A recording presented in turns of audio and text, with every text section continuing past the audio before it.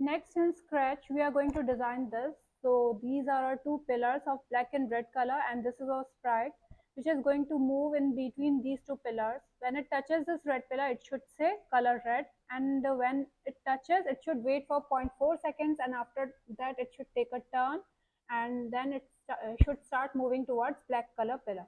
When it touches this pillar, it should say color black, and if in case it touches the screen edge of the screen, then it should bounce back. So here we are going to first design our background. We have to design two pillars of black and red color. So first of all, I'm taking black color pillar. I'm putting its size thickness as 49, and so this is our black color pillar, and second pillar I want of red color.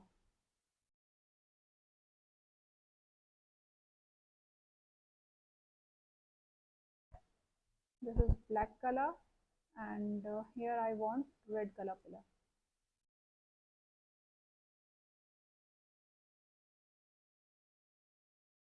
And in between these two pillars we have to put our sprite. We can take any sprite, but here I'm taking robot sprite. This robot sprite I'm taking, and it is provided with different costumes. We don't want all these costumes, I want this one only. And here I'm reducing the size of this robot to 40 instead of 100, and I'm putting it here. Now we'll go to code section, and in this code section, what we want that whenever we click the green flag, it should start moving. So in events, we go to when green flag is clicked, so it should start moving in forward direction. We'll go to motion, and here in motion we are provided with point in direction 90, because we want the sprite to move straight. After that, we'll go to control, and in control we will take this forever loop, and in this forever we are going to put this if then else. Now in this diamond shaped structure we have to put, we'll go to the sensing, and in this sensing touching color. Now this black should match with this black, there should not be any shade difference. So what we will do here, we'll click on this, and we click here. So it is going to put this black here, because if there is any minor shade difference, then it is not going to recognize this color as black. So when it touches this black, then it should say color black for 2 seconds.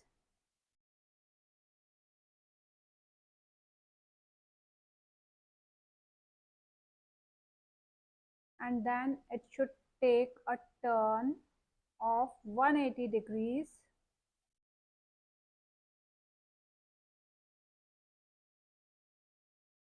and then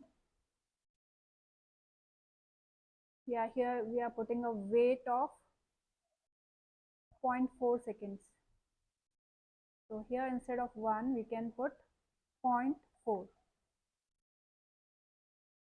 So here when we click it, it is not moving at all right now because we haven't done full coding. Now here in else part, again we are going to put if then block without else, and here within this diamond shape structure we have to put this touching color red. Now this red should match with this, otherwise it is not going to recognize this color as red. So here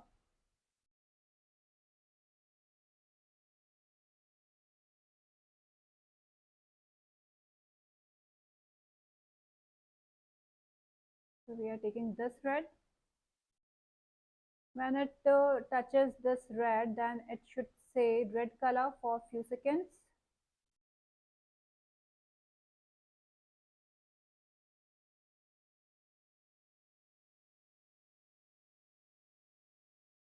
Then it should take a turn of 180 degrees.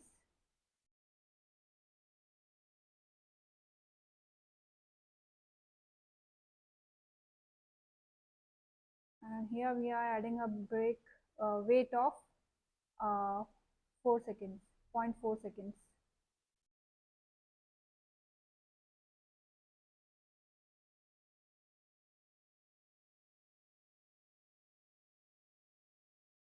Now to make the sprite move, we have to go to motion, and in motion move 10 steps.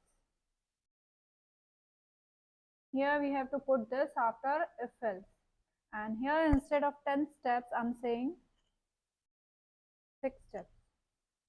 And if in case it moves out of this pillar, like it starts touching this edge, then it should bounce back. So here one more option is that if on edge, it should bounce back.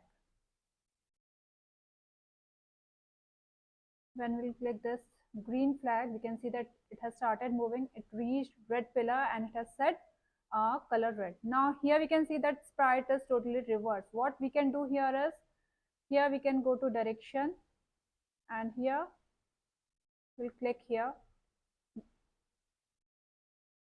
this left right. That means that whenever it will take turn, the sprite will not be reversed, it will be straight.